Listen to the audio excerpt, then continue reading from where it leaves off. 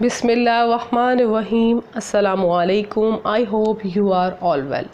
जी प्यारे बच्चों, यकीनन आप अपनी तालीम में बेहतर से बेहतर होने के साथ साथ ख़ुद को मज़ीद बेहतरीन बनाने में कोशिश होंगे। आज मैं अपनी एक नई वीडियो और नए टॉपिक के साथ हाज़िर। आज का हमारी बुक का जो टॉपिक है वो है कैरेक्टरिस्टिक ऑफ चाइनीज़ सिविलाइजेशन। आज हम पढ़ने वाले हैं चीनी तहज़ीब की खसूसियात के बारे में। चीनी तहज़ीब की जो खसूसियात हैं उसमें डेली लाइफ को डिस्कस करेंगे कि उनकी जो रोज़मर्रा की ज़िंदगी थी वो किस तरह की थी, उनके ख़वातीन, उनके बच्चे और वो किस तरह की ज़िंदगी गुजारते थे और उनका समाजी जो तबका था वो किस तरह का था, वो किस चीज़ पर बेस्ड था, हम इस टॉपिक में डिस्कस करेंगे। The home just like today, घर आज की तरह, was the centre of the family life, ख़ानदानी मरकज़ था। यानी कि घर जो थे वो ही ख़ानदानी मरकज़ थे, वो ही बेसिक्स थे।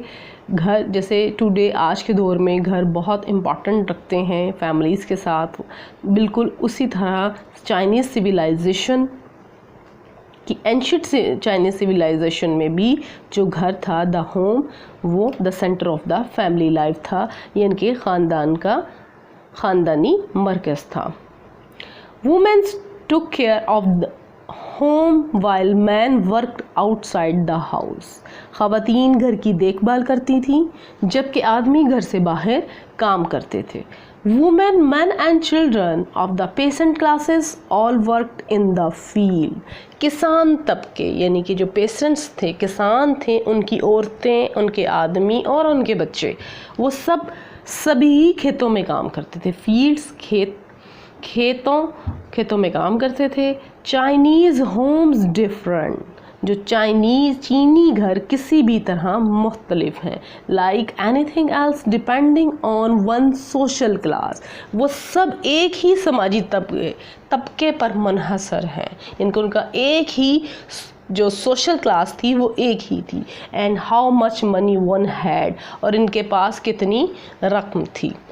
In an ideal Chinese home, एक मिसाली चीनी घर में 3 जनरेशन्स, 3 जो है नस्लें थी। ग्रैंड पेरेंट्स दादा दादी, पेरेंट्स वालिदैन एंड चिल्ड्रन और बच्चे of the same family lived under one roof. सारी पूरी ही फैमिली एक ही ख़ानदान एक छत के नीचे ही रहते थे। एक छत से मुराद एक ही घर में दादा दादी और माँ बाप, वालिदैन और बच्चे एक ही घर में रहते। The head of the household was the grandfather और एल्डेस्ट मेल, जो घर का सरबराह था वो दादा और सबसे बड़ा मर्द होता। यानी कि दादा या घर का सबसे बड़ा मर्द या वालिद या उनका बेटा जो है वही सरबराह बनता और वही घर को होल्ड करता था। जी, अब हम इसके नेक्स्ट टॉपिक को डिस्कस करते हैं।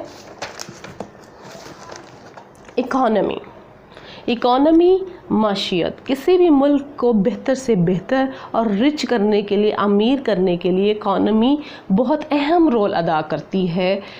आए हम इसके बारे में डिस्कस करते हैं कि चाइनीज़ सिविलाइजेशन, जो एंशिएंट चाइनीज़ सिविलाइजेशन थी, उनकी इकोनॉमी कैसी थी।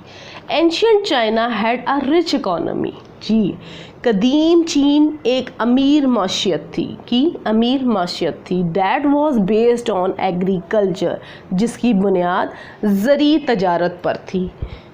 Trade and the exchange of money, जिसकी बुनियाद ज़री तजारत पर थी और पैसे के तबादले में, इनके जो वो पैसों का तबादला करते थे उसकी जो बुनियाद थी वो ज़रात थी।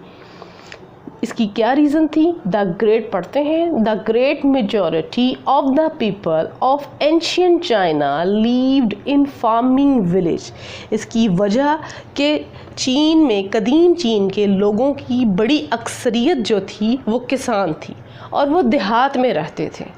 They were carrying out a host of tasks to grow their crop, sowing, plowing, weeding, harvesting and storing। वो अपनी फसलें उगाने के लिए बहुत से काम अंजाम दे रहे थे, जैसे कि बुवाई, हल चलाना, घास की कटाई और ज़ख़ीरा करना, यानी कि हार्वेस्टिंग जो थी, घास की कटाई, एंड स्टोरिंग, ज़ख़ीरा करना।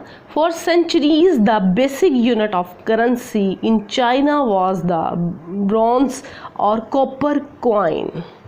सदियों तक चीन में करेंसी की जो बुनियादी इकाई थी वो तांबा और कांसी के सिक्के थे, यानी कि ancient civilisation, ancient Chinese civilisation में स्टार्ट में ही करेंसी यूज़ की गई, कांसी के सिक्के और कॉपर के सिक्कों को, जैसा कि आप इस पिक्चर में देख सकते हैं। Ancient China was also a pioneer in the concept of taxation. कदीम चीन टैक्स के तस्वुर में भी एक अलंबरदार था, यानी कि top of list. Ancient Chinese civilisation जो है, इसने टैक्स के जो रूल्स थे वो स्टार्ट में ही बनाए और इसके अकॉर्डिंग ये काम करते थे। तो जी, अगर आपको ये टॉपिक अच्छा लगे लाइक करें, शेयर करें, और अब हम मिलते हैं बाकी के टॉपिक के साथ नेक्स्ट वीडियो में। अल्लाह हाफिज़।